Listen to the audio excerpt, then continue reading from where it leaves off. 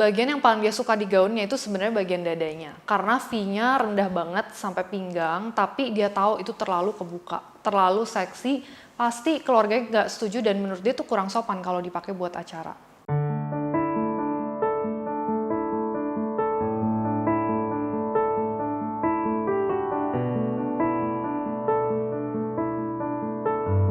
Setelah difittingin, kita tahu kayak ternyata bagian dada itu terlalu kebuka. Jadi akhirnya aku dan tim memutuskan ya udah kita payetin aja biar meskipun V itu bisa sampai bawah tapi agak ketutup.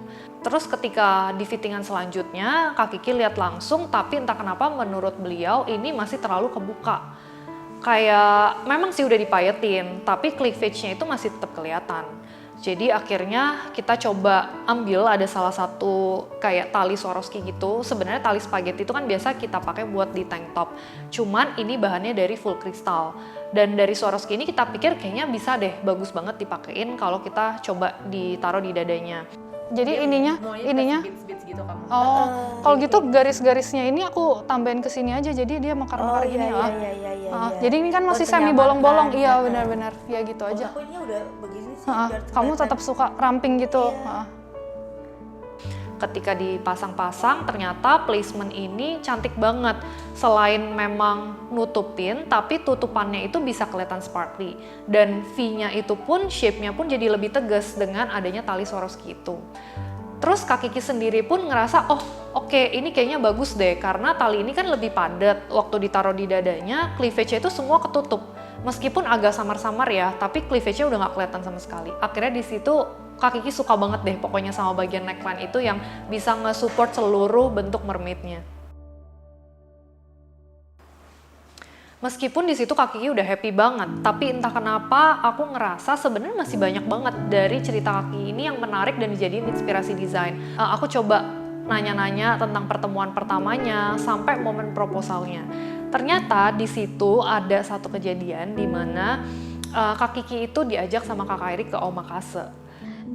Pertama di tempat makan itu memang ada ruangan yang jadi kita tuh kayak room tour makan, jadi kayak misalnya ada pohon terus buahnya tapi ternyata itu makanan. Terus kita masuk ke ruangan lagi, temanya itu tuh musik temanya, jadi ada musik dangdut, jazz, rock gitu kan. Makanannya tuh bertema sesuai dengan tema musik. Ada satu ruangan yang memang spesial, jadi kita nonton pertunjukan Michael Jackson tapi hologram gitu. Sebenarnya lagunya bukan yang itu, sebenarnya lagunya tuh lagu yang hihihi yang gitu loh. Apa sih lagu apa? Aku juga nggak tahu itu. Nah, terus dia request sama orangnya, sama si orang punya kafe itu bisa nggak diganti. Dia katanya searching dulu lagu Michael Jackson yang romantis itu apa gitu kan. Terus kalau Heal the World kan lagu bantuan donasi ya, masa lagu ini gitu kan. Enggak nih kayaknya. Terus dapatlah lagu The Lady in My Life yang juga liriknya sweet banget gitu. Meskipun pada saat kita nonton kan aku belum tahu ya. Jadi tuh di ruangan itu di setelah musik Michael Jackson dengan hologramnya, tapi Michael Jackson masih jogetnya masih hihi, tapi lagunya beda. Kok mulutnya nggak sinkron ya, kata aku gitu. Terus jadi aku ini aku kok gini sih, kayaknya bukan lagu ini. Terus keluarlah makanan, harusnya itu makanan yang keluar waktu kita makan, tiba-tiba keluarnya sekotak tempat cincin. Aku kira makanannya bentuknya tempat cincin itu, aku kirain. Jadi aku kayak ngeliatin, oh ini kita makan ya. Dan pas dibuka kok berkilau-berkilau. Terus dia gini ambil gemeteran. Aku acak banget itu kalau ada yang ngerekam sih. Sayang aja nggak ada, kita coba berdua tahu. Terus aku gini, respon pertama aku, apaan sih, alay. Karena aku nggak pernah digituin. Terus dia kayak drop. Aku drop tahu pas kamu ngomong kayak gitu. Kok nggak berhasil ya aku? Enggak, sayang kamu berhasil. Tapi aku emang nggak tahu lah kalimat pertama yang keluar kok itu gitu. Tapi abis itu nangis. Betul, so sweet banget lah. Makanya akhirnya aku berpikir, oh mungkin kita bisa ngambil ref dari lirik lagu ini yang meaningful banget buat mereka, terus kita taruh di bagian punggung belakang dan di garis-garis salur-salurnya. Dari gaun ini kita bisa ngelihat kalau dari jauh sebenarnya itu mungkin cuma motif-motif salur-salur biasa aja dan desainnya pun juga simpel banget. Tapi kalau dilihat dari dekat, sebenarnya garis salur-salur itu adalah tulisan dari lirik mereka. Karena pada akhirnya hubungan mereka pun baru bisa saling mengagumi keindahannya satu sama lain ketika dijalani lebih dalam dan dilihat dari dekat.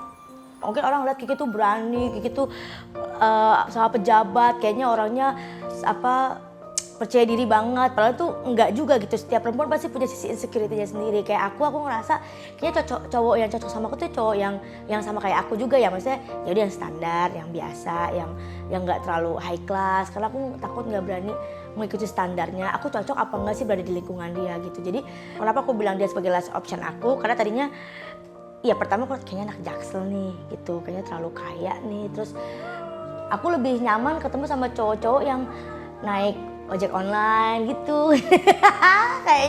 kayaknya bisa nyambung nih ngobrolnya gitu.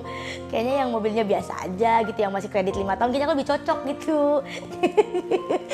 Karena mungkin aku berawal dari orang biasa ya, dari perempuan dari sebuah gang gitu. Jadi sekarang tuh sampai aku suka lupa, sampai diingetin sama manajerku sendiri bahwa lu sadar gak sih nama lu tuh udah sebesar ini gitu. Karena aku ngerasa enggak gitu. Jadinya kayak itu tadi, kalau berhadapan dengan let's say pasangan yang aku rasa dia lebih di atas aku tuh, aku insecure, dia akan bisa mencintai aku atau tidak ya gitu.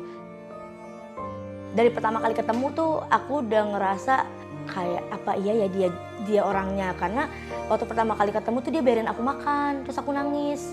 Karena kok dibayarin ya? Nggak disalahin, dan gue yang bayarin. Nggak, ini kayaknya tidak seperti biasanya gitu. Jadi sesuatu yang normal di orang lain, di perempuan lain, tapi jadi hal yang aneh buat aku. Terus kayak treatment yang diberikan ke aku, memperlakukan aku seperti selayaknya wanita, aku jadi merasa oh ternyata setiap wanita layak diperlakukan seperti ini gitu. Ternyata ini hanya ketakutan aku, ini hanya pemikiran aku aja.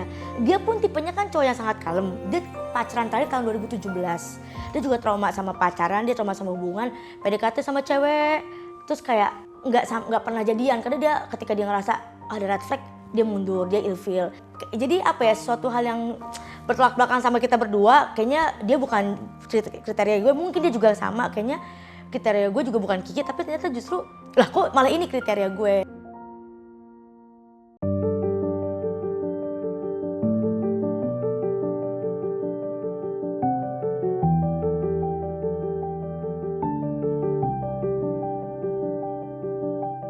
Jadi pertama kali aku tahu bahwa Christy Basil, seseorang yang selalu aku lihat FYP di TikTok, itu dari WO. Kak Kiki, ini ada dari Christy Basil mau coba untuk approach Kak Kiki untuk weddingnya. Hah, apa gitu, aku langsung buka lagi TikToknya, oh berarti bener yang ini gitu kan. Takutnya kan Christy Hakim, Christy siapa gitu kan. Aku selalu excited kalau mau fitting ke sini. Meskipun jauh ya ini tempatnya ya, dari Bekasi ya, tapi selalu excited gitu. Karena pada saat awal pun belum jadi semua kan gitu. Diskusi aku dengan Kak Christy itu enak banget. Maksudnya Kak Christy itu sebisa mungkin bersama dengan tim membuat itu memang khusus buat Kiki Saputri.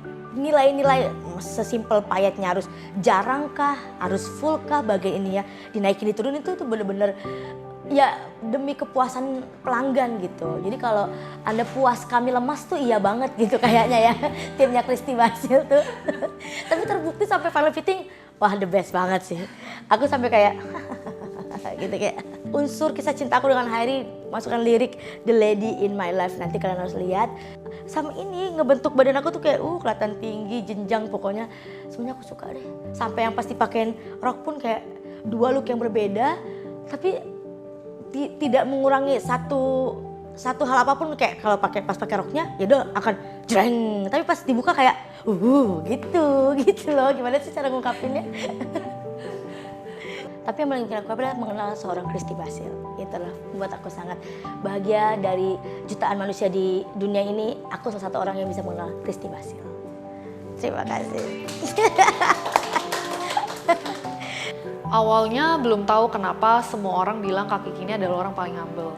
Tapi ternyata setelah ketemu langsung dan jalanin prosesnya, baru tahu kalau ternyata dengan mengatakan terserah adalah salah satu bentuk kehambelannya untuk memberikan kebebasan ke orang yang dia percaya lebih mengerti. Dan dengan mengatakan terserah bukan berarti beliau nggak punya standar atau ekspektasi. Dia hanya butuh orang yang bisa dipercaya untuk melihat standarnya, meyakinkan ekspektasinya, dan menemukan gaun impiannya.